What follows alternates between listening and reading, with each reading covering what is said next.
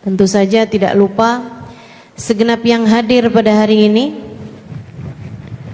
baik ibu-ibu, kakak-kakak, adik-adik, anak-anak, yang semoga semuanya dirahmati dan dicintai Allah, disayangi dan disyafaati Nabi besar Muhammad sallallahu alaihi wa ala alihi wasallam, insyaallah. Amin ya rabbal alamin. Tema kita pada hari ini, lebih dari senang kamu butuh tenang. Karena senang sifatnya sementara dan tidak konsisten. Senang sesaat susah. Tapi kalau tenang itu berketerusan. Kita bisa lihat langit tenang. Kita bisa lihat lautan tenang. Tenang itu sifatnya lama, sementara kalau senang sifatnya hanya sebentar. Sebentar kita senang, sebentar kita susah. Senang itu biasanya disebabkan karena sesuatu yang datang dari luar. Sementara tenang disebabkan karena sesuatu yang datang dari dalam dirimu. Karenanya orang yang tidak bisa tenang, tidak bisa meraih ketenangan dari dirinya sendiri, akan sulit untuk bisa tenang dalam keadaan apapun. Orang yang sulit untuk tenang, untuk bisa cari ketenangan dari dirinya sendiri, itu akan sulit untuk mendapatkan ketenangan dalam segala keadaan. Ketika remaja atau bahkan sudah mulai memasuki usia kepala dua, dia mikir, atau bahkan dari sejak kecil nih ya, orang mikir, anak mikir, kalau saya sudah lulus saya akan tenang. Udah lulus, tenangkah? Enggak.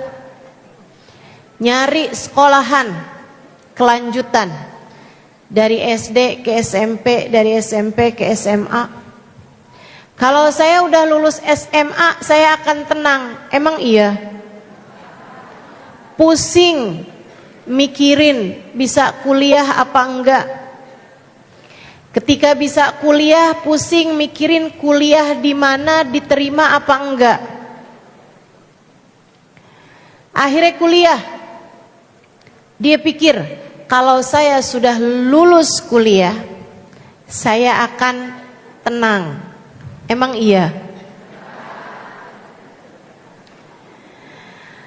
Mulailah dia sibuk bekerja. Dia pikir kalau saya sudah dapat pekerjaan, bisa dapat gaji, saya akan tenang. Emang iya? Enggak. Habisnya dia dapat gaji, dia pun enggak tenang. Karena suka dikatain jomblo. Ditanyain, kapan kamu kawin? Dia udah jawab, hari Minggu. Gak tahu minggu yang kapan. Hatinya gelisah. Teman-teman udah pada mulai membagikan undangan nikah. Saya padahal gak kalah cantiknya. Kenapa jodoh saya tidak kunjung terlihat hilalnya? Hatinya gak tenang. Dia berpikir kalau saya udah kawin saya akan tenang. Emang iya, Bu?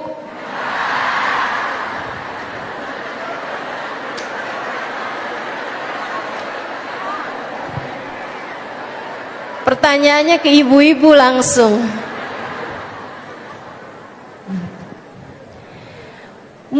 mungkin hanya senang di awal-awal pernikahan, makanya namanya honeymoon. Bulan madu, manis bu madu itu bu, tapi kan bulan.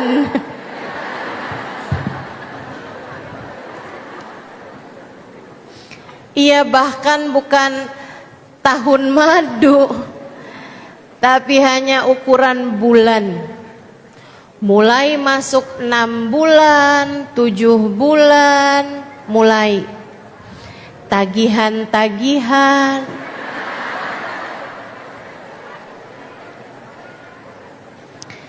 Segala drama rumah tangga pun dimulai. Kalau bulan-bulan pertama biasanya masih dapat menikmati hasil amplop.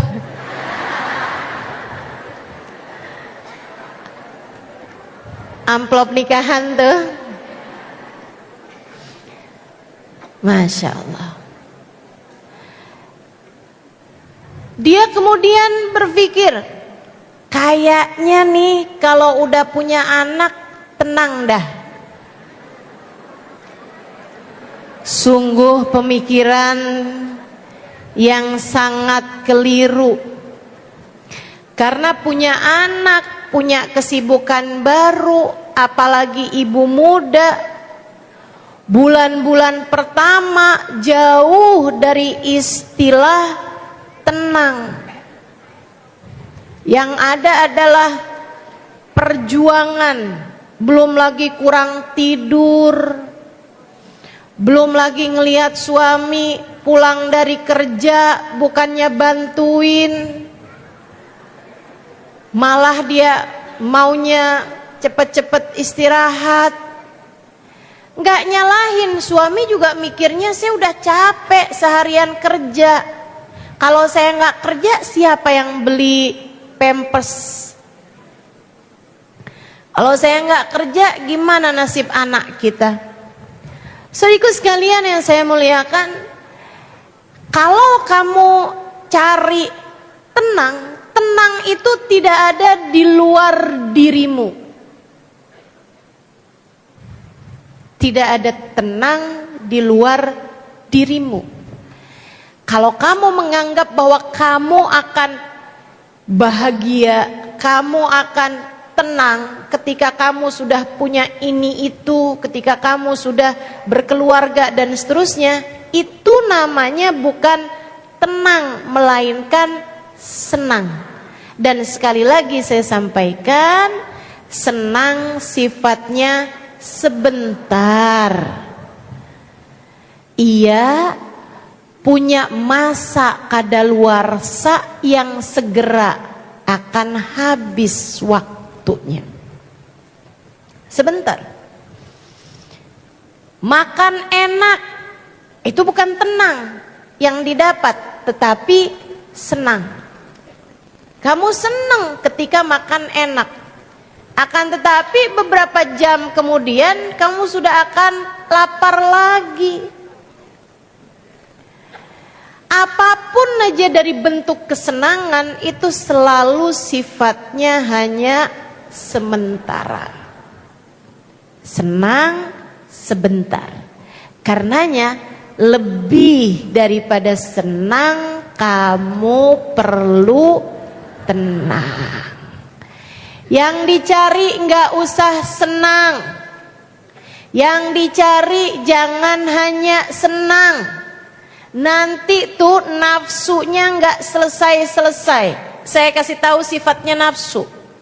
Saudaraku sekalian saya muliakan, orang yang nggak punya uang, yang nggak pernah punya uang banyak misalnya, ketika satu hari dia punya uang banyak, dia senang. Tapi kalau udah terbiasa punya uang banyak, nggak lagi senang, biasa-biasa aja. Betul? Orang yang maaf-maaf, misalnya nih, mukanya nggak jelas,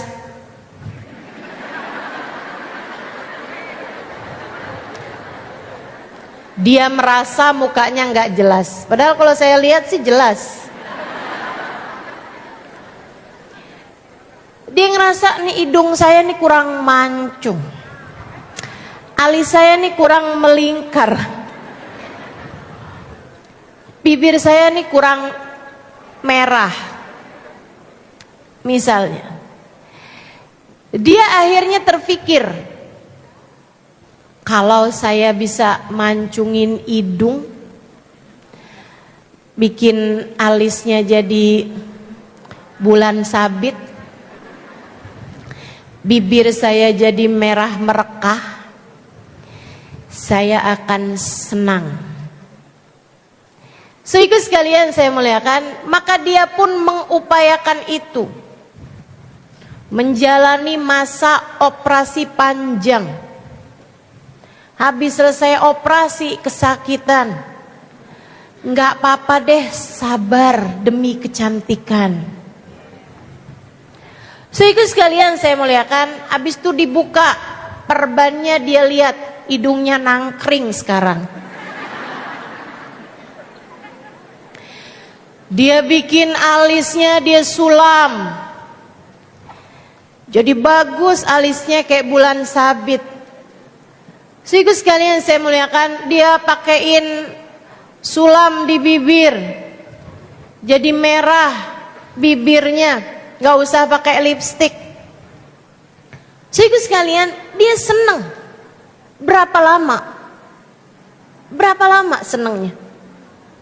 Sehari, 2 hari, seminggu, 2 minggu, sebulan, 2 bulan, udah gak ada lagi kesenangannya. Sebab kesenangan bukan berasal dari luar dirimu itu. Seneng tuh gak berasal dari luar. Sifatnya semuanya sementara. Maka jangan kejar senang. Gak akan ada habis-habisnya. Sebentar aja, habis itu hilang.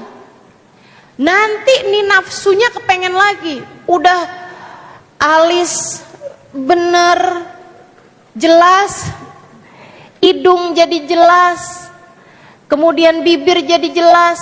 Dia ngerasa ini kayaknya tulang pipi, perlu ditonjolkan. Ini kayaknya di bawah mata mulai kendor, perlu ditarik benang. Sian tuh muka,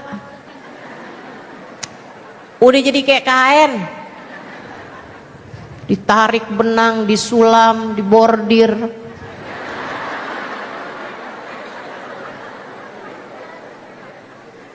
Masya Allah, nggak ada habis-habisnya teman-teman, nggak ada habis-habisnya. Terus aja, suntik putih lah, apalah terus, ayo dah. Gak ada habis-habisnya, saudaraku sekalian. Saya sampaikan padamu, gak ada habis-habisnya. Kenapa gitu? Sebab itu kesenangan. Kesenangan ini hawa nafsu kita selalu meminta lebih lagi, lebih lagi, lebih lagi. Adik-adik remaja nih, kalau saya punya pacar, pasti saya akan bahagia. Ada yang ngucapin selamat pagi. Dek, kalau cari sekedar yang ngucapin selamat pagi, pergi aja ke Indomaret.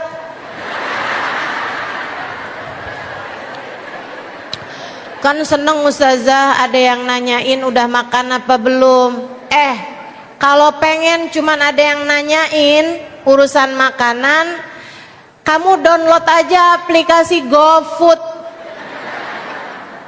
Saya kalau buka GoFood ditanya sama dia, mau makan apa hari ini?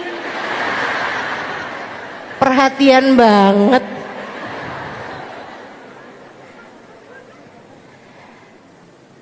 Itu semua semuanya kamu anggap sebagai sebuah kesenangan. Tapi dek, ku sampaikan padamu, saya gak pernah lihat orang lebih ngesianin daripada orang yang lagi pacaran.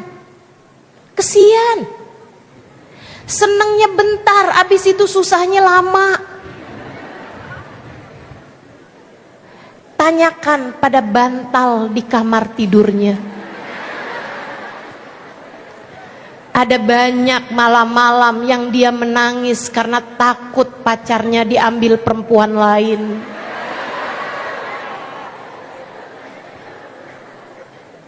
Gara-garanya pacarnya nggak segera jawab WhatsApp-nya. Tersiksa hidupnya, susah hidupnya, kesian. Saya sampaikan padamu, dek, sebagai orang tua yang sampai sekarang belum ada anak, saya anggap kamu semua anak-anak saya. Lah amin.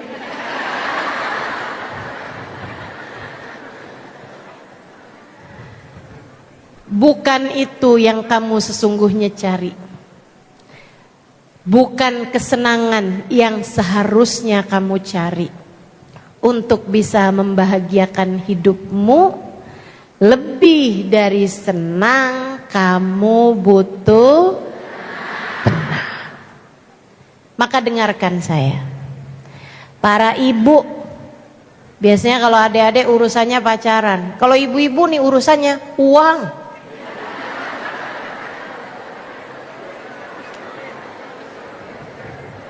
Kesenangan berdasar dari seberapa transferan. Makanya banyak ibu-ibu yang suasana hatinya bergantung tanggal. Tanggal muda happy, giliran udah tanggal pertengahan hilang happy-nya. Tanggal tua, ya Allah, di awal bulan adegannya kayak di film romantis, di tengah bulan mulai drama, di akhir bulan film horor. Begitukah rumah tanggamu? Jika iya, simak baik-baik. Saya akan menyampaikan kepadamu tentang bagaimana seharusnya kamu mengelola hatimu agar memiliki hati yang tenang, sehingga dalam segala keadaan kamu akan selalu dapat kembali kepada hatimu sendiri. Pulang harusnya ke hati, kembali harusnya kepada jiwamu sendiri. Orang yang hatinya bisa selalu menjadi tempat pulang, dia akan kerasan dimanapun saja berada.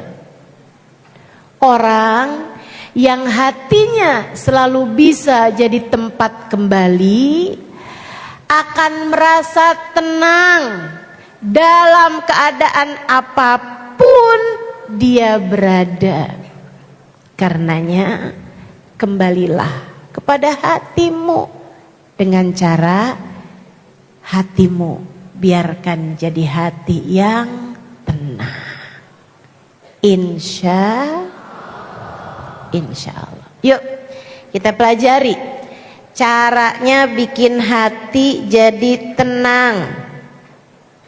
Saudaraku sekalian saya muliakan, nih kalau kamu pingin hati kamu tenang, yang pertama, hati itu punya banyak sampah.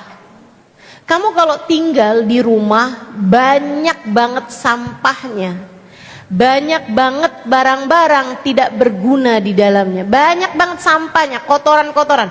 Kamu jalan sedikit ada, mohon maaf, kotorannya ayam.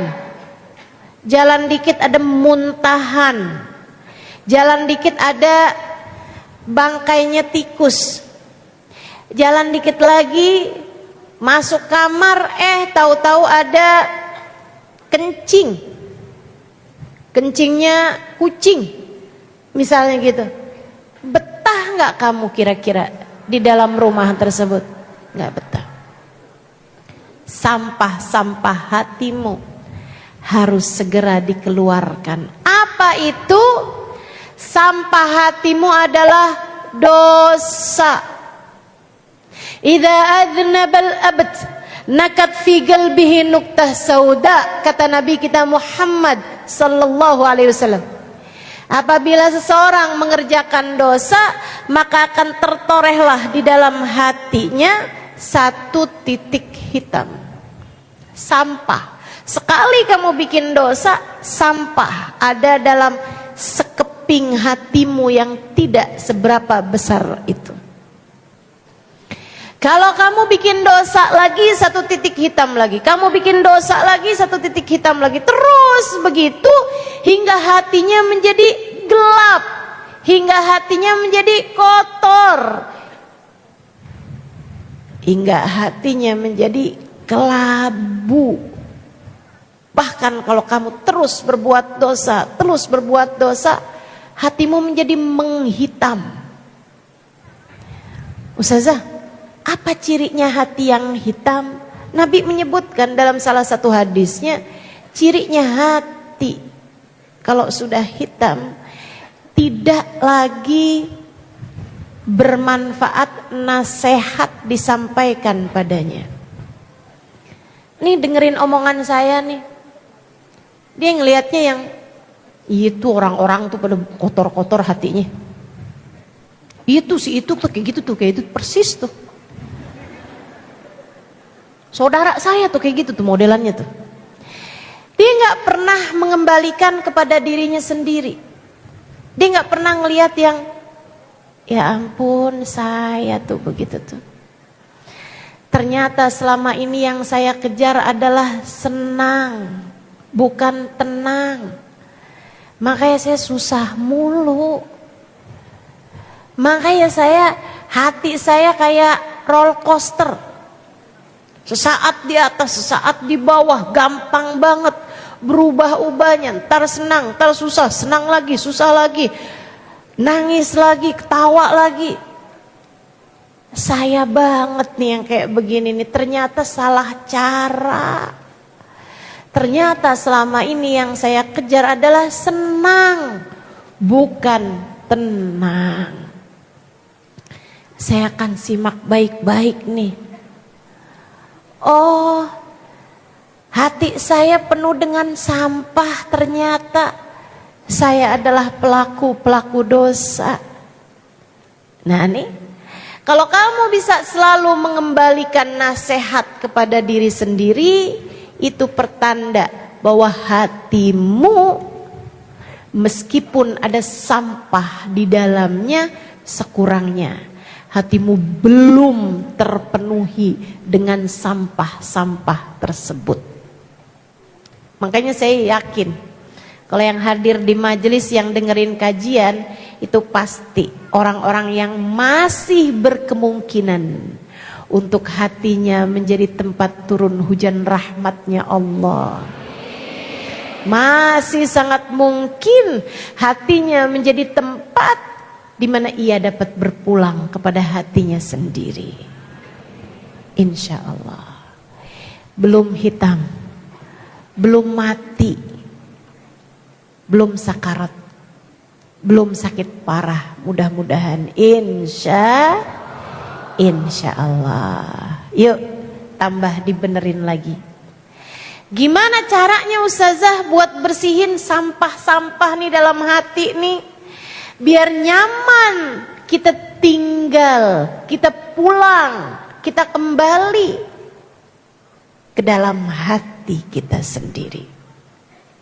Gak lain gak bukan. Caranya adalah dengan taubat. Taubatlah. Taubat yang sungguh-sungguh. Minta agar Allah berkenan mengampuni dosa-dosamu. fa innahu la yaghfirudz dzunuba illa anta. Karena sungguhnya ya Allah, tak ada yang dapat mengampuni dosa saya selain Engkau satu ya Allah, Zat yang Maha Pengampun. Bu, kalau di saat saya menyebutkan tentang urusan dosa dan kamu merasa kayaknya dosa saya sih belum segitu banyaknya sih, nah susah nih, susah ngadepin orang yang dia merasa dosanya gak banyak. Saya kasih tahu ya, orang tuh merasa berbuat dosa, merasa punya banyak dosa, itu bukan tergantung dari besarannya dosa, justru sebaliknya. Sesudah saya perhatikan dengan benar, sesudah saya pelajari kisah orang-orang soleh yang ngerasa punya banyak dosa, justru yang dosanya paling sedikit. Orang kalau ngerasa dosa saya nih sedikit, justru adalah orang-orang yang dosanya paling banyak. Makanya nih para pendosa-pendosa ini Bu nih biasanya begitu diuji dia pakai nanya, ya Allah dosa apa sih saya? Dia gak kelihatan dari banyaknya. Ini yang istilah pepatah, gajah di pelupuk mata tak tampak, semut di seberang lautan tampak. Dosanya orang jauh-jauh dia tahu semuanya dah, gak kenal. Dosanya artis dia kenal, dosanya sendiri kayak gak kelihatan depan matanya. Na'udzubillah min dzalik. Saudaraku sekalian saya muliakan, Nabi Muhammad menceritakan dalam salah satu hadisnya, innal munafik, orang munafik ngelihat dosanya, orang munafik, orang yang jauh dari Allah Subhanahu wa taala, yang hatinya enggak punya iman, ngelihat dosanya kayak ngelihat lalat di hidungnya, ditepis begitu aja. Apaan sih? Gitu doang. Walakinnal mu'min, akan tetapi orang mukmin ngelihat dosanya kayak ngelihat gunung yang sedang berguncang di belakang punggungnya, entah di menit bahkan detik yang keberapa gunung tersebut akan jatuh menghancurkan dirinya. Kamu bagaimana caramu melihat dosamu? Ya Allah, kalau engkau ampuni, nasib saya gimana ya Allah? Hancur dah saya ya Allah. Kalau engkau tidak mengampuni saya, hancur saya ya Allah. Ucapan ini Bibu sekalian diucapkan oleh Nabi Adam yang hidup bertahun dalam taat dan sekali saja mengerjakan perbuatan yang menurut beliau salah, makan buah yang dilarang Allah, membuat beliau turun ke atas permukaan bumi. Kabarnya 40 tahun beliau tidak pernah berani mengangkat kepalanya karena malu dan takut kepada Allah Subhanahu wa taala.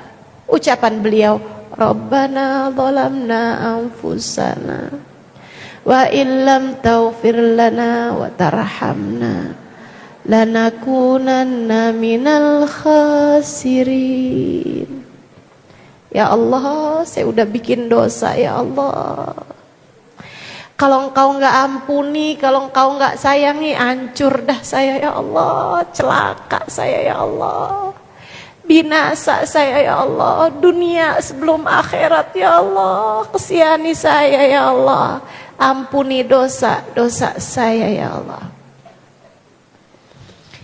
Kalau kamu bisa melihat dosamu seperti itu, apalagi teman-teman sekalian, faktanya bahwa Nabi Adam ketika menyampaikan doa semacam itu, Nabi Adam tawadhu, dosanya cuma satu. Kalau kita kan, kita bilang, ya Allah dosa saya banyak banget ya Allah, kalau engkau nggak ampuni ya Allah, pasti akan hancurlah saya. Malaikat bilang, oh, bener banget, emang dosa kita Bu, banyaknya luar biasa. Kalau Allah mau hancurkan kita tersebab dosa-dosa kita, tidak berada di masjid ini pada saat ini. Kalau Allah mau menghancurkan kita disebabkan dosa-dosa kita, tak ada sesiapapun mau duduk di sampingmu itu pada saat ini. Kalau Allah tampilkan hakikat dirimu di hadapan manusia yang lain, tak ada sesiapapun mau menyayangimu. Apalagi Allah subhanahu wa ta'ala jalla jalaluhu wa ta'ala azamatu. Karenanya kamu kepengen hatimu tenang, hidupmu bahagia, apalagi jika yang kamu cari bahagia di dunia, mati husnul khotimah, akhirat masuk surga.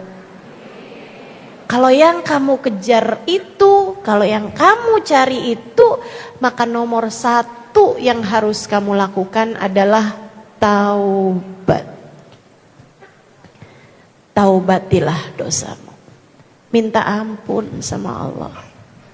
Kamu pantas melakukannya. Kamu pantas melakukannya. Kamu pantas melakukannya. Menangislah kepada Allah. Bangunlah di waktu malam, saat yang lain sedang tertidur. Kamu pantas melakukannya. Cari muka di hadapan Allah, cari perhatian Allah. Kamu pantas melakukannya. Kamu semestinya melakukannya. Kalau Allah mau menghukummu atas dosa-dosamu, ya Allah, kamu tidak akan selamat, saudariku sekalian. Kalau Allah mau menghukum kita atas apa yang telah kita lakukan, atas dosa-dosa yang telah kita perbuat, tak ada sesiapapun di antara kita yang dapat selamat dunia sebelum akhirat.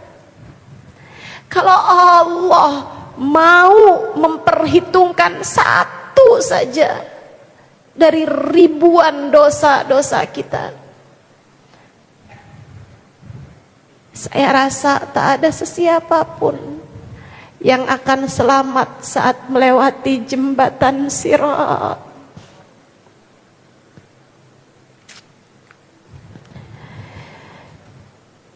Apabila seseorang meninggalkan sholat, kata Nabi Muhammad, kutib ismuhu fi bab min abwabi jahannam, namanya akan tertulis di satu pintu dari pintu-pintu api neraka. Fulan bin Fulan harus masuk lewat pintu ini, sehingga apabila dia nanti lewat di atas jembatan, pintu tersebut akan memanggil namanya, membuat dia tergelincir dari jembatan tersebut dan masuk ke dalam api neraka.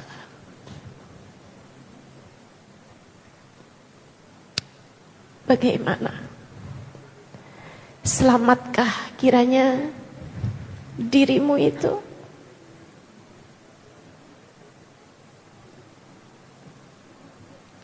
kita punya banyak dosa. Dosa kita kepada Allah atas melanggar apa yang diperintahkan Allah. Belum lagi dosa kita antar sesama manusia. Menyakiti hati suami,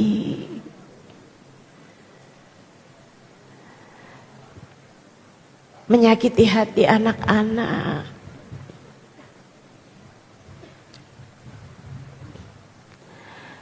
belum lagi perbuatan-perbuatan dosa yang lain yang hanya Allah Subhanahu wa taala yang mengetahuinya. Kita lakukan saat kita sendiri, tidak ada sesiapa yang melihatnya. Ya Allah, ya Allah. Kabarnya para pelaku-pelaku dosa di akhirat nanti, jika tidak mendapatkan ampunan dari Allah Subhanahu wa taala, saat dibuka layar kehidupannya, dia akan merasa malu sampai berguguran daging wajahnya.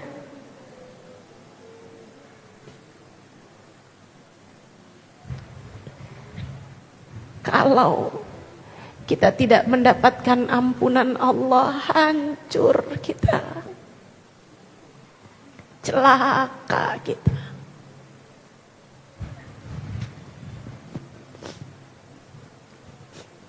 Siapapun kita, kamu jangan andelin, tapi kan saya anaknya Fulan bin Fulan,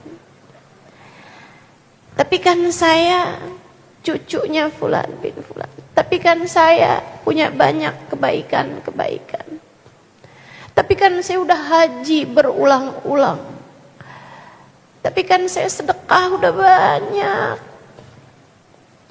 tapi kan saya bikin majelis dihadiri ribuan orang, tapi kan saya menyampaikan hadis-hadis Nabi, ayat-ayat Al-Quran, saya mengajar, saya mengajak orang berdakwah di jalan Allah, tapi kan saya selalu mengerjakan tahajud di waktu malam, tapi kan kita tidak tahu adakah Allah berkenan menerima amal ibadah kita. Saudaraku sekalian, Allah tidak pernah punya kewajiban memasukkan kita ke dalam surga. Allah punya hak penuh.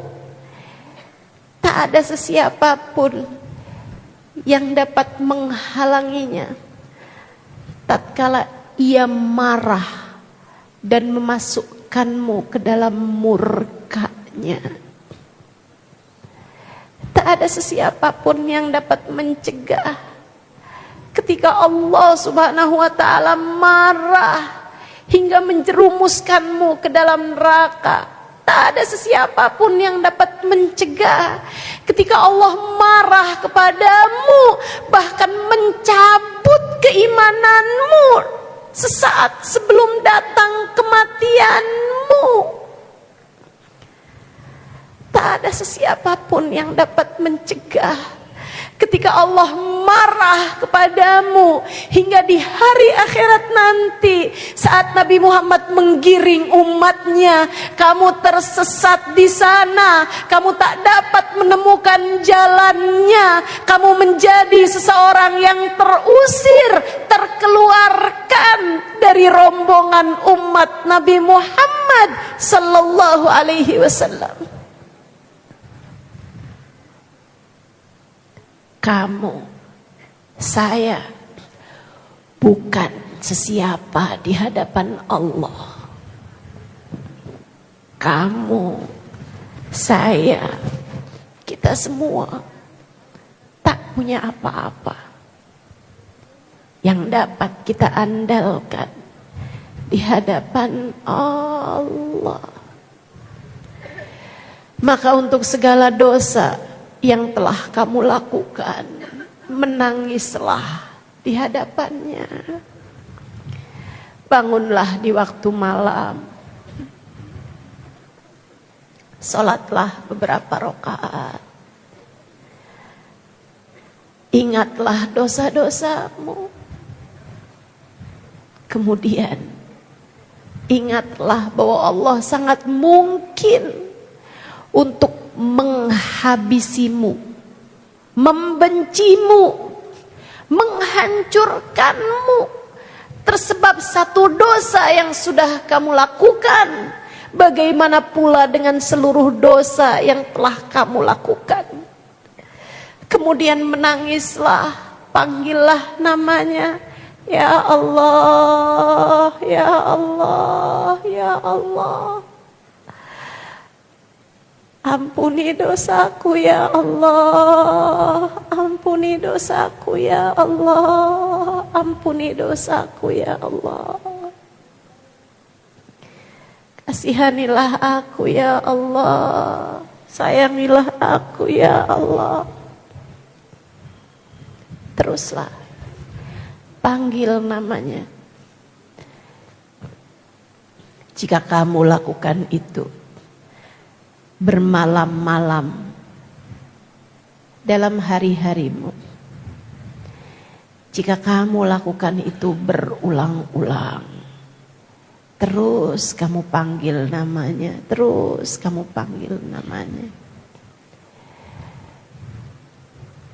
saya berharap kamu akan masuk dalam apa yang disebutkan, diceritakan oleh Nabi Muhammad dalam salah satu hadis qudsi, di mana Allah Subhanahu wa taala mengatakan, apabila aku lihat hambaku datang kepadaku dengan membawa bergunung-gunung dosa, aku akan sambut dia dengan bergunung-gunung ampunan. Apabila aku lihat hambaku datang padaku bertaubat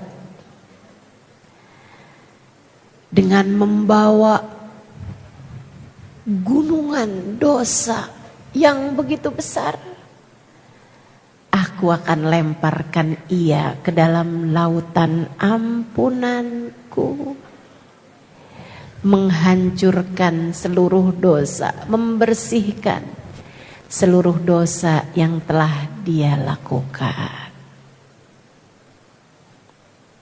Kita perlu ampunan. Pengen hati kamu lebih tenang, bersihkan hatimu dari sampah-sampah dosanya. Itu hal pertama yang harus kamu lakukan. Hal kedua,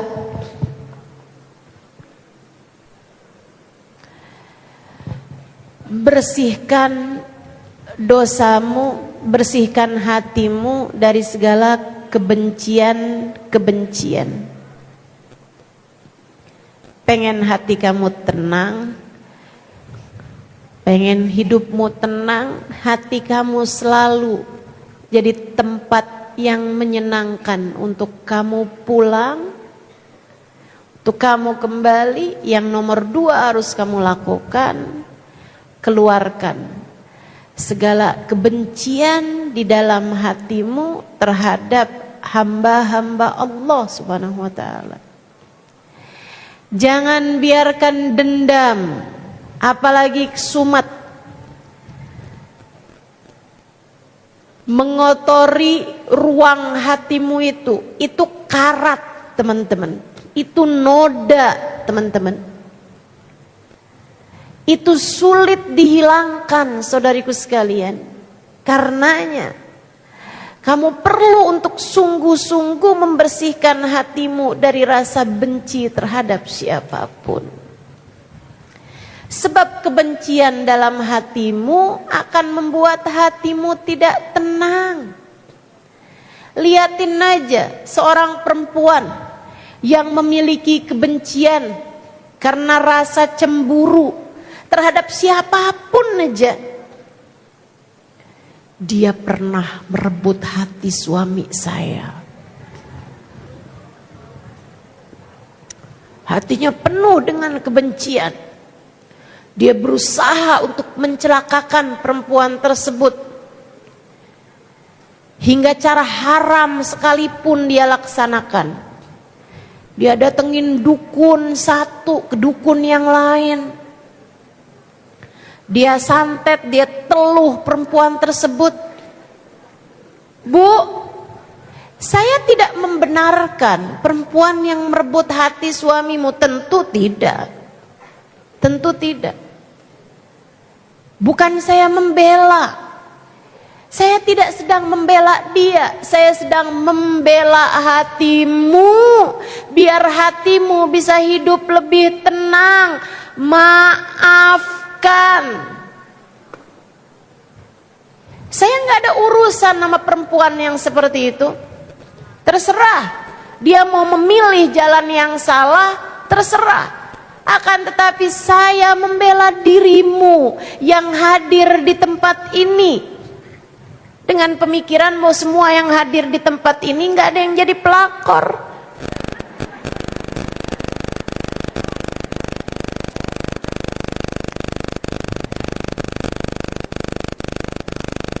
Saya sampaikan padamu, hilangkan kebencianmu kepada siapapun. Saya nggak membela orang itu, saya membela hatimu. Saya nggak kesian sama dia, saya kesian sama kamu. Kalau kamu terus-terusan naruh dendam di dalam hatimu itu, hidup kamu jadinya nggak tenang. Hidup kamu jadinya selalu khawatir, selalu gelisah. Kamu jadi merasa saya trauma. Yuk belajar. Berusaha untuk menghilangkan rasa benci terhadap siapapun. Pengen ustazah tapi kok susah banget ya ustazah. Saya susah lupanya. Sampai saya pernah berdoa, ya Allah lumpuhkanlah ingatanku. Ngapain? Kamu doa biar amnesia gitu? Memaafkan bukan berarti melupakan. Memaafkan adalah mengingat tanpa kepedihan. Saya ulangi. Memaafkan tidaklah sama dengan melupakan. Karena kamu pasti akan terus ingat teman-teman. Sebab itu sesuatu yang emosional bagimu bukan? Sehingga akhirnya kamu akan ingat. Kita ini gak akan mudah lupa terhadap urusan-urusan yang emosional. Mau itu emosionalnya seneng banget ataupun susah banget, pasti kita gak akan lupa. Tapi kalau kamu memaafkan, yang ada adalah kamu tetap bisa ingat, akan tetapi tidak dengan kepedihan yang sama. Rasanya udah enggak jadi pedih lagi. Enggak bisa tuh ustazah. Apakah saya kurang berusaha? Bukan, mungkin kamu sudah berusaha, hanya saja kamu salah caranya.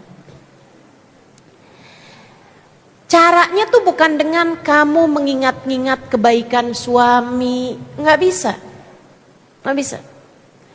Caranya tuh juga bukan dengan kamu bikin romantis, kayak ada lagunya itu ya. Bukan. Melainkan caranya tuh bukan di luar dirimu sendiri teman-teman sekalian. Melainkan caranya dengan kamu memahami makna firman Allah Ta'ala, inna lillahi wa inna ilaihi raji'un. Semua milik Allah dan semua kembali kepada Allah. Sebab semuanya dari Allah. Tak ada apapun terjadi kecuali dengan izin.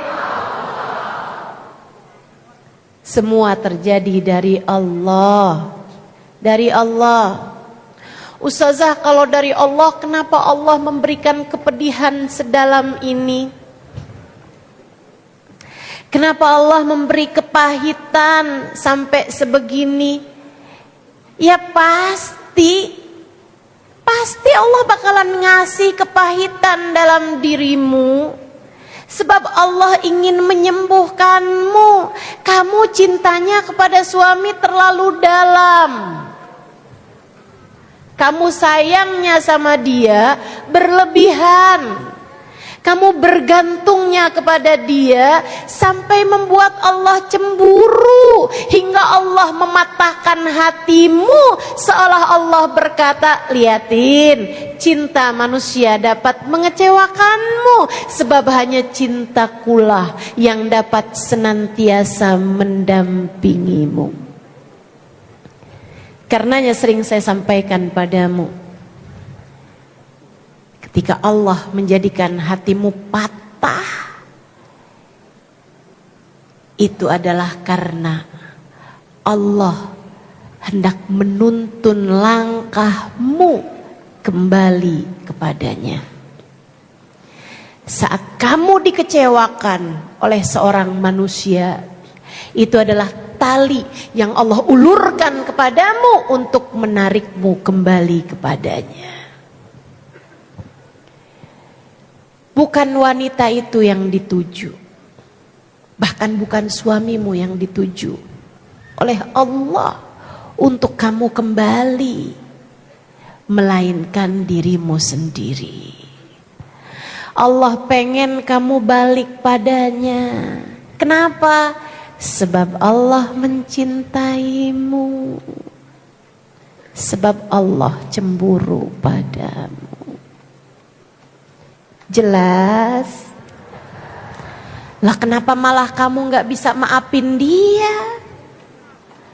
Lah ini kan gak ngerti caranya nih.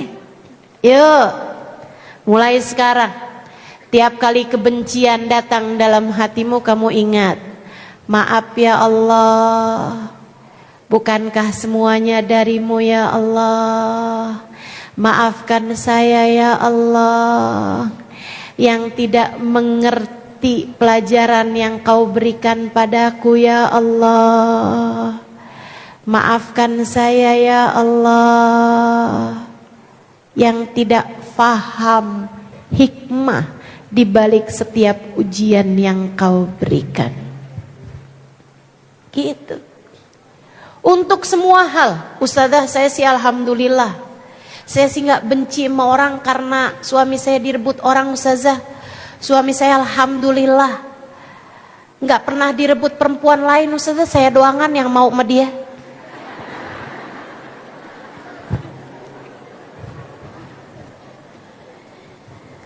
Saya ujiannya, Ustazah, usaha segala macem, gak berhasil juga.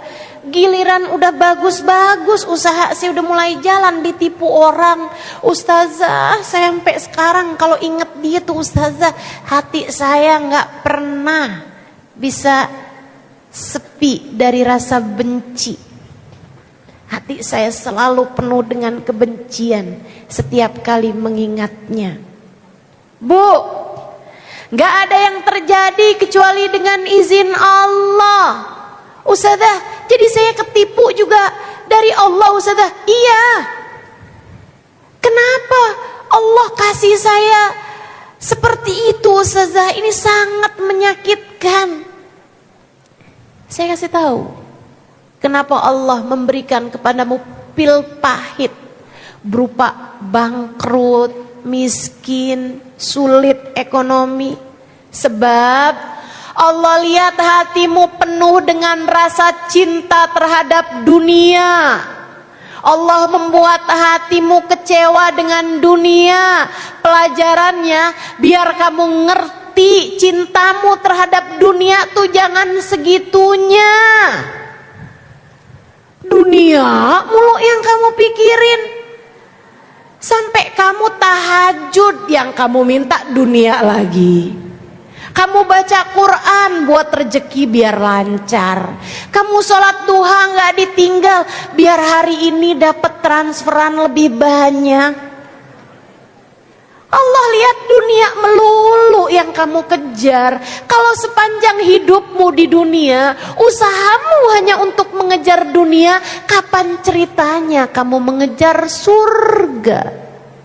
Kalau seluruh yang kamu usahakan di dunia, tenagamu, effortmu, segala usaha yang kamu lakukan adalah untuk mengejar dunia terus-terusan, kapan waktunya kamu mulai mengais-ngais, tertatih-tatih, mengemis-ngemis cinta Allah Subhanahu wa ta'ala?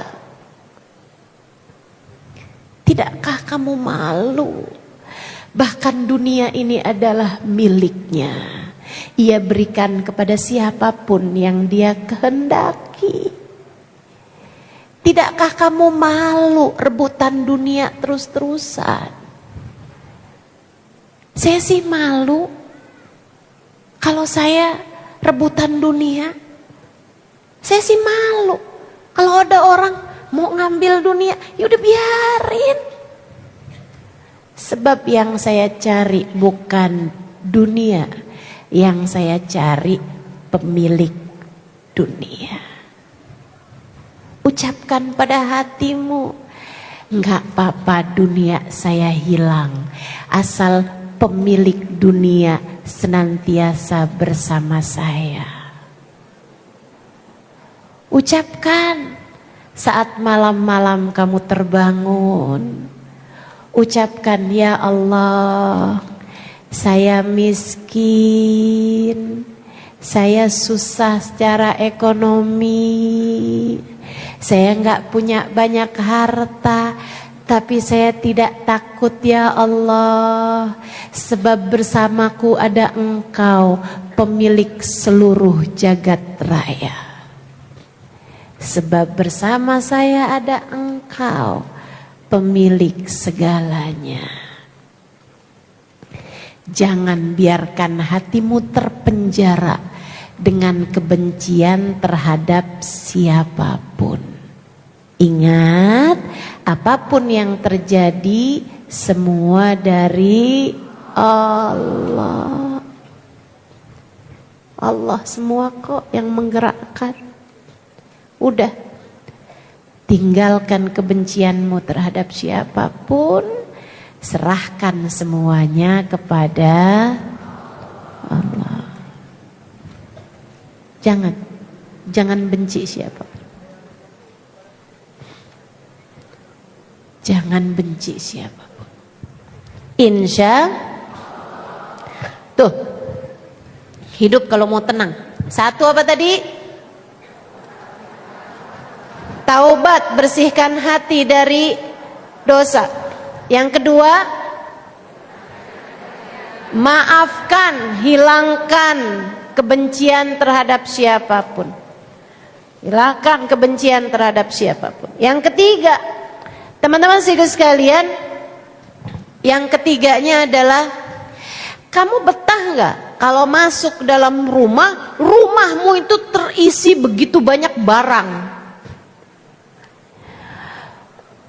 Nabrak lagi, baru ngelangkah satu lagi, nabrak sofa. Mana sofanya nggak bisa didudukin, tumpang tindih sofa satu dari yang lain.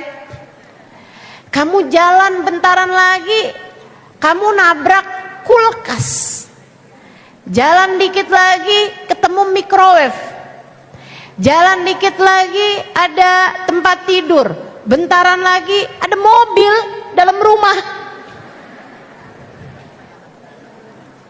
Kebanyakan barang, nggak pada tempatnya, nggak lapang akhirnya, sumpek akhirnya, boro-boro tenang akhirnya. Saya kasih tahu, nih kebanyakan barang kayak begini nih, kebanyakan dunia dalam hati kamu, teman-teman. Makanya coba liatin deh, kalau hati kamu nggak tenang, gelisah terus-terusan, itu adalah karena hati kamu terlalu cinta sama dunia. Dunia melulu yang kamu pikirin. Dunia lagi. Coba liatin tuh kamu tuh. Para istri itu ya, tiap ngobrol sama suami urusannya duit melulu.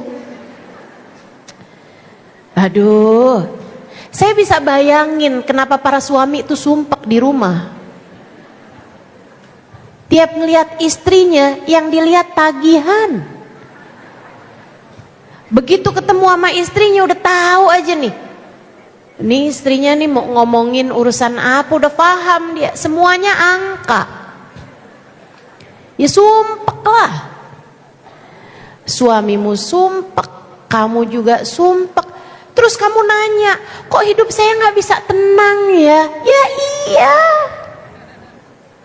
Dan kamu mikir, nih hati saya nih gak tenang nih karena saya gak punya cukup banyak uang. Lah udah tahu hatinya sumpek karena kebanyakan barang, ditambahin lagi barangnya. Tambah sumpek. Pengen hati tenang gampang. Keluarkan dari hatimu rasa cinta terhadap dunia. Bu, seberapapun yang kamu punya, Dek, seberapapun yang kamu punya, kamu gak akan bisa memenuhi lebih daripada lambungmu sendiri. Seberapapun banyaknya yang kamu punya dari pakaian, kamu gak akan bisa menghiasi lebih daripada tubuhmu sendiri. Walaupun punya banyak baju, emang mau pakai 10 baju sekalian? Gak mau pasti. Kamu gak akan pernah bisa tinggal lebih daripada satu tempat tidurmu sendiri. Gitu. Hidup mah cuman segini-gini aja. Tapi gimana ya Ustazah? Kayak kalau ngelihat orang gitu bisa beli barang mahal, kepengen Ustazah. Kalau saya lihat ada orang bisa punya baju bagus, kepengen Ustazah. Saudariku sekalian yang saya muliakan, kalau kamu ada uangnya beli baju yang bagusan, boleh. Kalau kamu punya dipakai. Nih ibu-ibu nih perhatian juga nih. Yang punya bajunya yang bagus punya, tapi yang dipakai yang itu mulu. Daster udah robek dipakai mulu. Kelakuan nih, kelakuan.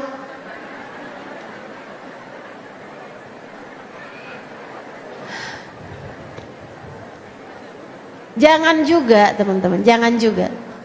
Fa amma bi ni'mati rabbika fahaddits. Kata Allah gitu. Terhadap nikmat Tuhanmu kasih lihat, ceritain dengan perbuatan.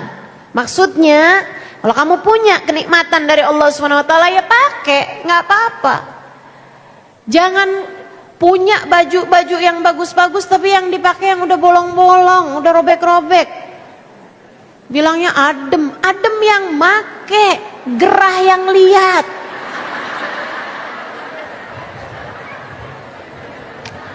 Apa coba maksud kamu itu? Ustazah, biar suami tahu, lihat, jadi saya dikasih duit lagi buat beli baju. Itu tujuan kamu. Ya dunia tuh kebanyakan dalam hati kamu. Yuk, dinikmati yang ada. Tuh teori dunia katanya Imam Ghazali. Buat orang awam kayak kita nih, katanya Imam Ghazali gini, yang ada dinikmati dan berusaha buat dibagi, yang gak ada jangan dicari, apalagi dicintai. Yang gak ada gak usah kepengen, yang gak punya gak usah kepengen. Ingat, bahagia, senang, tenang itu gak melulu disebabkan karena urusan-urusan dunia. Enggak. Saya banyak ketemu orang-orang yang terbatas dunianya tapi hatinya tenang, hidupnya bahagia, senang mereka. Banyak saya ketemu. Kalau kamu nggak percaya, baca tuh buku saya Bidadari Bumi. Bidadari Bumi 1, saya ceritain Hubabah Tiflah. Saya ceritain perempuan yang nggak punya apapun. Di buku Bidadari 2, saya ceritain tentang penjahit yang cuman mau nerima uang dari jahitannya zaman itu, ya, 5.000 perak. Yang dia hanya mau menjahit mukena aja. Kalau dikasih banyak kan dia tolak, dia balikin. Dia bilang nanti saya takut pahala saya nggak ada di sisi Allah. Bahagia hidupnya, tenang hidupnya sambil zikir la ilaha illallah, la ilaha illallah, la ilaha illallah, la ilaha illallah, la ilaha illallah. Tak berhenti berzikir lisannya. Maka Bu, itu yang kamu anggap kalau saya punya mobil saya akan tenang, kalau saya punya rumah besar saya akan tenang, kalau saya punya HP terbaru saya akan tenang. Nggak ada. Kesenangan sementara, selebihnya kamu akan kembali susah hati lagi.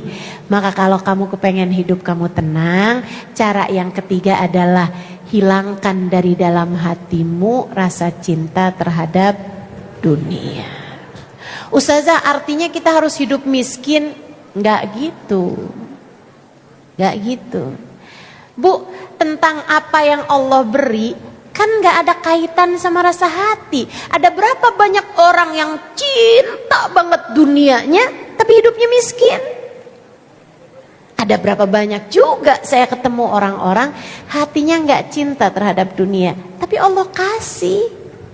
Allah kasih dunianya nggak kurang-kurang, berlebihan bahkan, tapi hatinya andai dunia hilang sekejap sekalipun tak akan ada yang bergerak di dalam hatinya.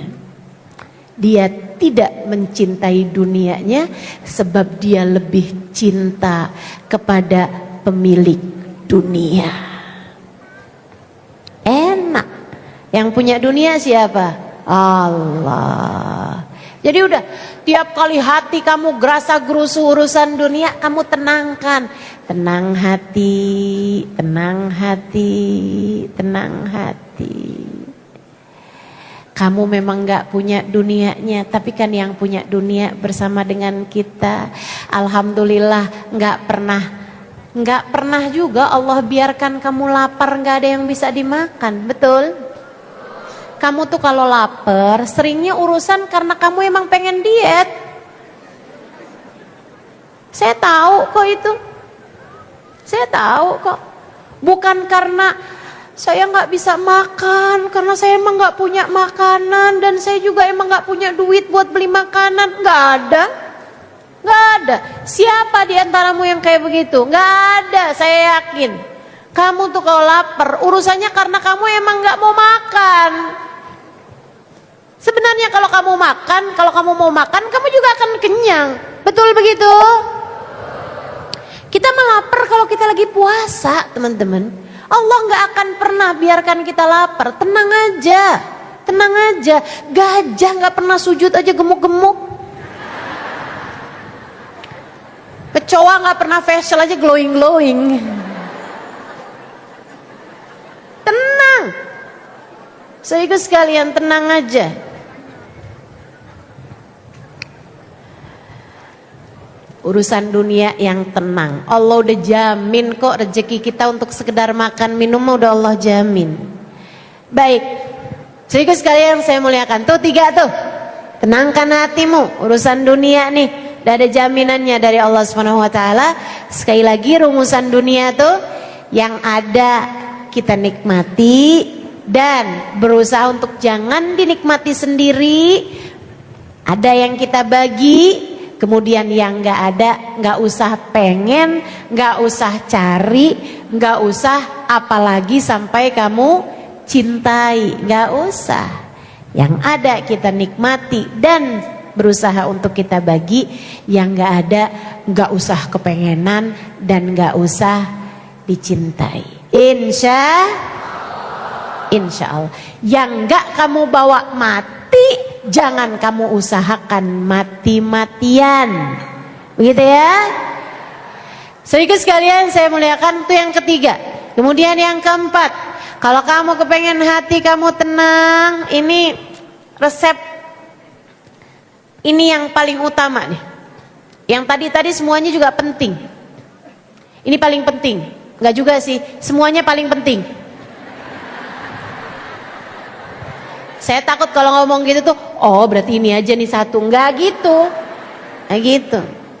Semuanya tuh step by stepnya teman-teman sekalian. Taubatin dosa, angkat kebencian dari dalam hatimu. Kemudian yang ketiganya, hilangkan cinta dunia dari dalam hatimu itu.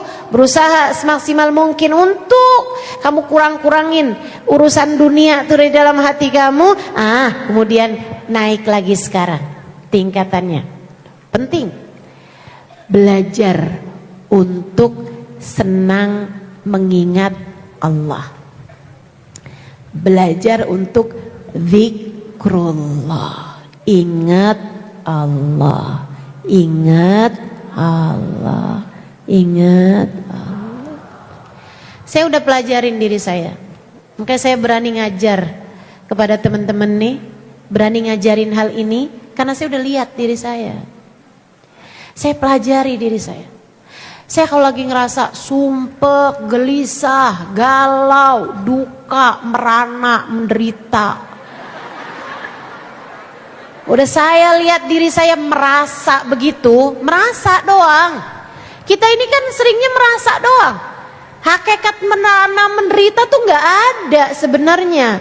Masih bisa makan, hujan-hujan masih bisa bikin mie rebus pakai rawit. Udahlah. Teman-teman sekalian, kita tuh galau, gelisah, menderita, merana, itu tuh perasaan. Makanya saya sampaikan padamu, saya kalau lihat diri saya merana, merasa susah. Emang Ustazah pernah merasa kayak, iya pernah lah. Kamu pikir saya apa? Saya tuh 11-12 sama kamu, tenang aja. Dan saya nggak yakin saya yang 12, bisa jadi saya yang 11. Teman-teman sekalian yang saya muliakan, saya kalau udah ngeliatin, saya udah mulai takut, mulai gelisah, saya liatin diri saya. Pasti karena saya lagi mikirin saya. Pasti karena saya lagi nginget saya. Pasti karena saya tuh lagi memikirkan tentang saya. Tapi begitu saya balik dengan saya memikirkan tentang Allah, saya jadi mengingat Allah. Saya menghadirkan Allah. Hati saya jadi tenang.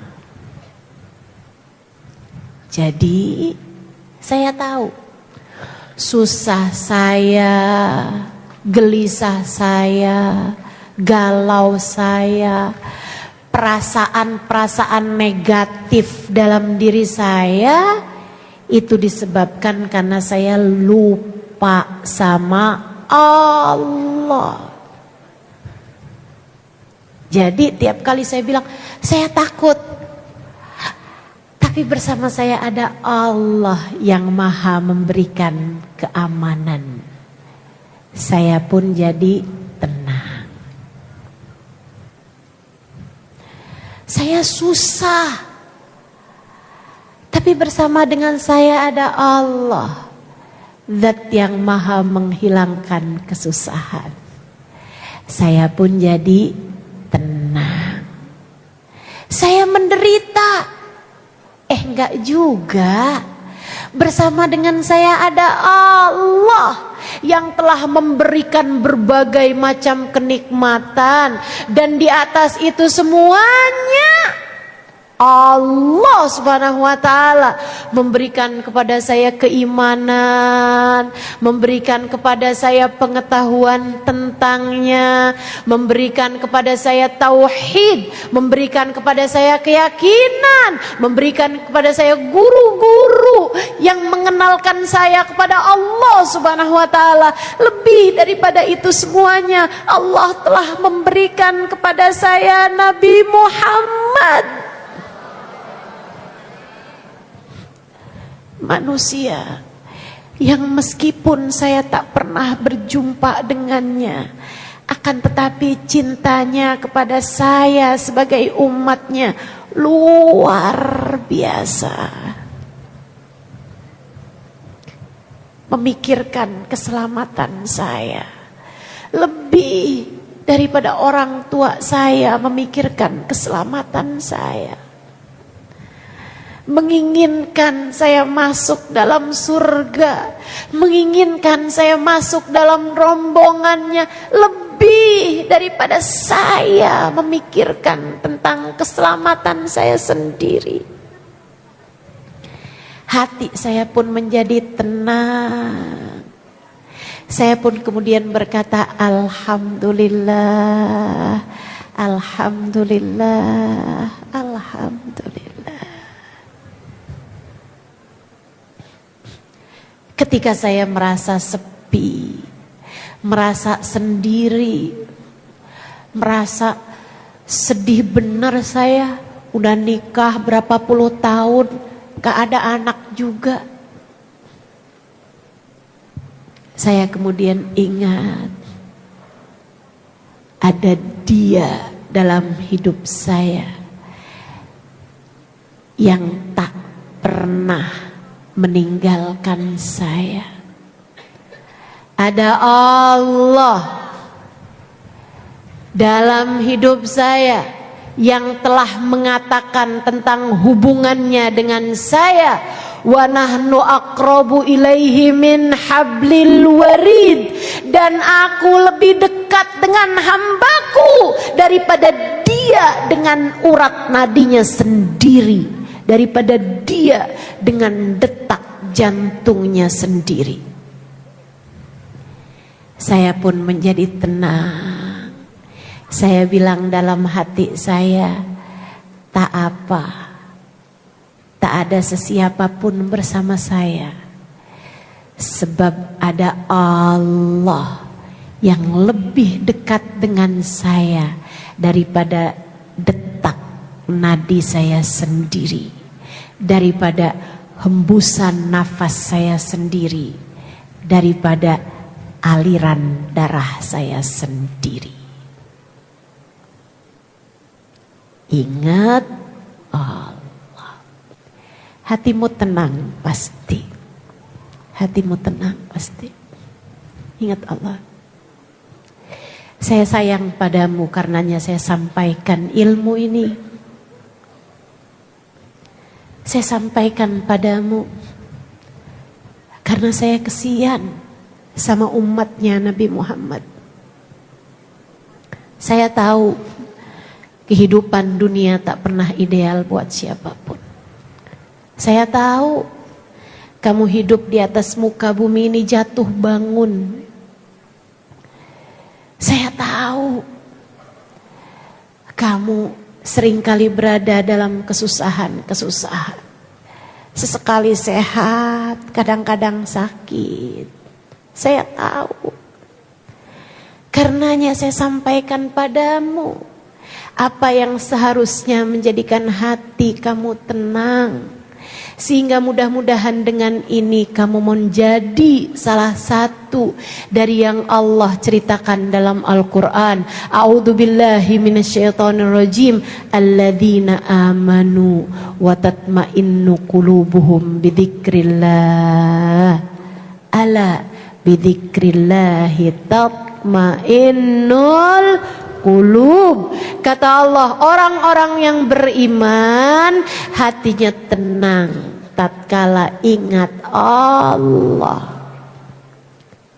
Ketahuilah, hanya dengan mengingat Allah hatimu menjadi tenang. Insya Allah. Terakhir, kalau kamu pengen hati kamu tenang, teman-teman saya kasih tahu. Lisan ini nih kalau berulang-ulang, kamu baca sesuatu berulang-ulang, kamu lafalkan sesuatu berulang-ulang, itu katanya para ulama kayak lagi memanah. Kalau belajar memanah kan terus tuh nyasar terus-terusan. Tapi tuh kalau terus lama-lama set nyampe juga ke dalam poin yang dituju. Kan begitu? Maka kalau kamu pengen hati kamu tenang, nih lisan kamu nih, biasain kerjain 2 hal. 1, zikrullah, menyebut nama Allah secara langsung ya. Kayak la ilaha illallah, la ilaha illallah, la ilaha illallah. Zikir pagi jangan ditinggalin. Namanya Al-Wirdul Latif. Kalau di kitab ada tuh. Biasa disebut juga zikir pagi sore, ya. Karya dikumpulkan oleh Imam Al-Haddad radhiyallahu taala anhu warḍah, ulama terkemuka di negeri tempat saya belajar. Namanya Tarim, Hadramaut, Yaman.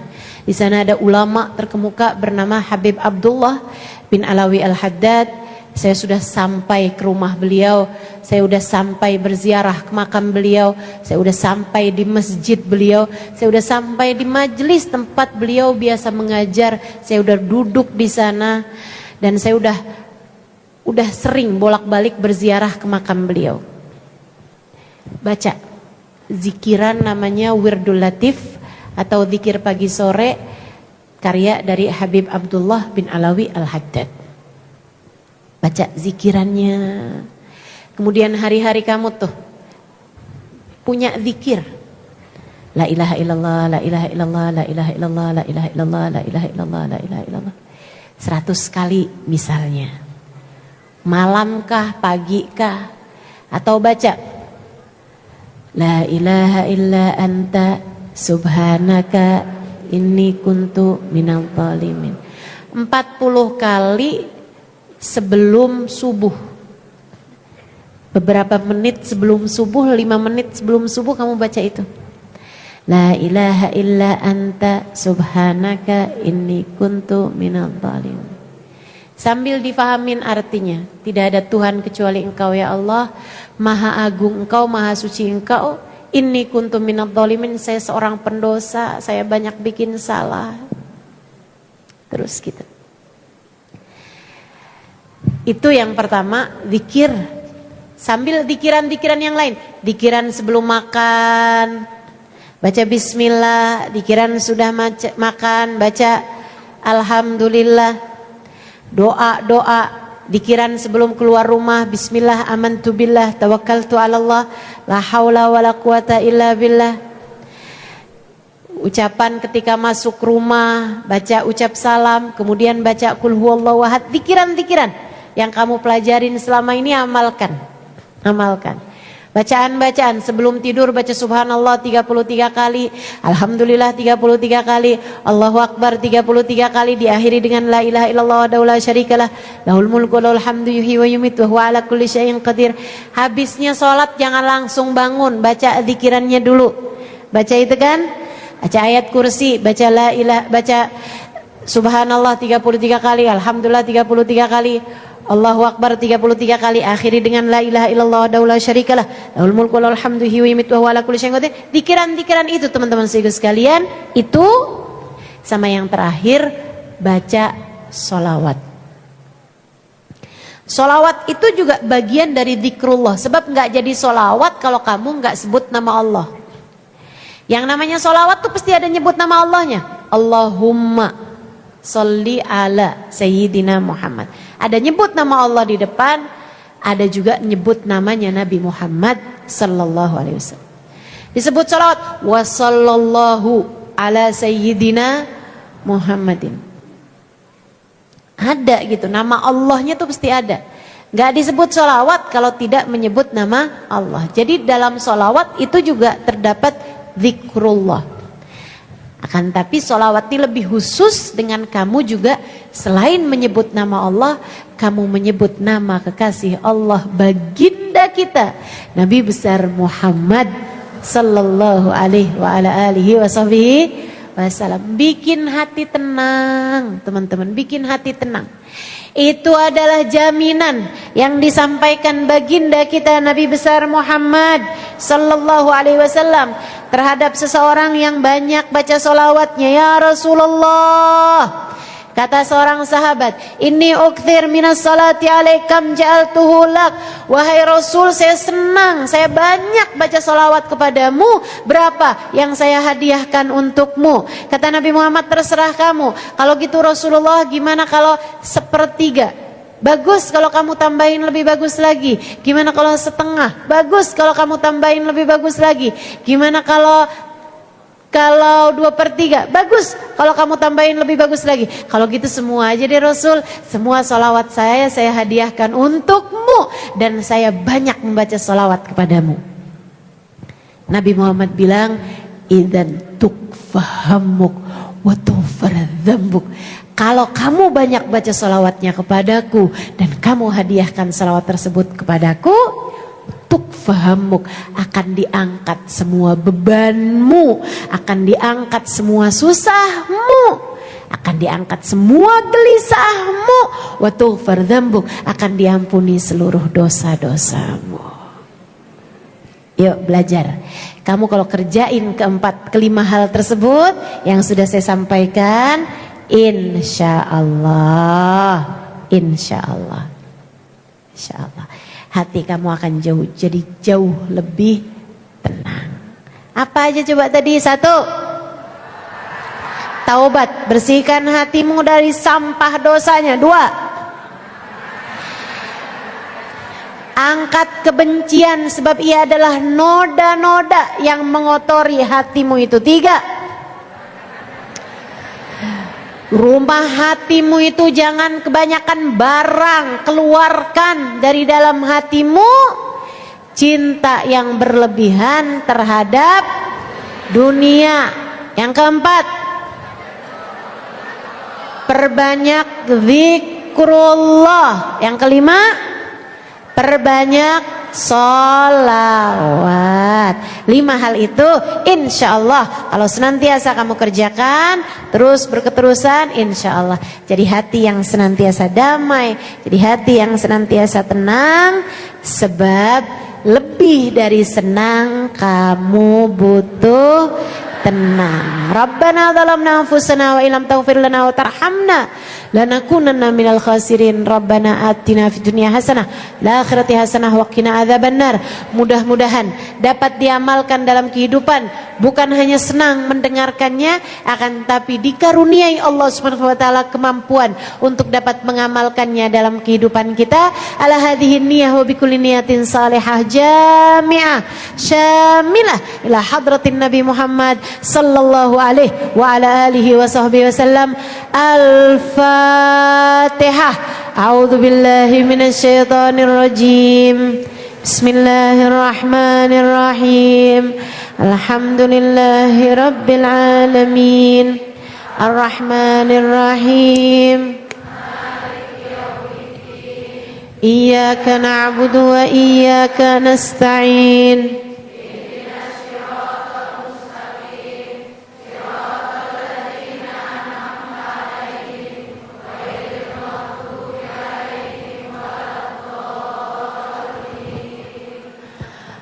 Allahumma bihaqqil Fatihah birmatil Fatihah barakatil Fatihah taftah lana abwabal khair tu'amilana muamalata ahlal khair takfina min jamil fitan wal mihan wa bus wa dhair innaka wali kulli khair mutafaddil bi kulli khair bi rahmatika ya arhamar rahimin.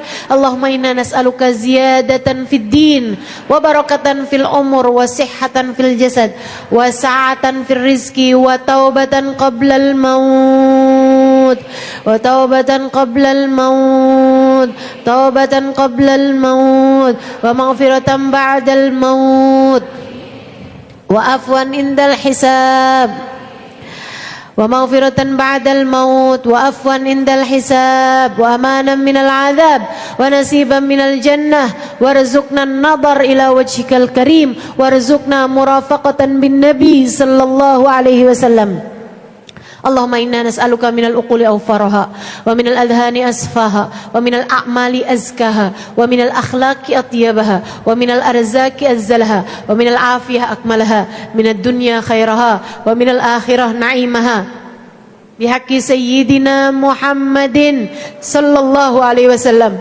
Allahumma ij'al jam'ana hadza jam'an marhuma wa tafarruqana min ba'dihi tafarruqan ma'suma wa la taj'alillahumma lana wala fina wala ma'ana syaqiyan wala matrudan wala mahruma. Allahumma rabbana taqabbal minna innaka antas samiul alim wa tub alaina innaka antat tawwabur rahim bi fadli subhana rabbika rabbil izzati amma yasifun wa salamun alal mursalin walhamdulillahi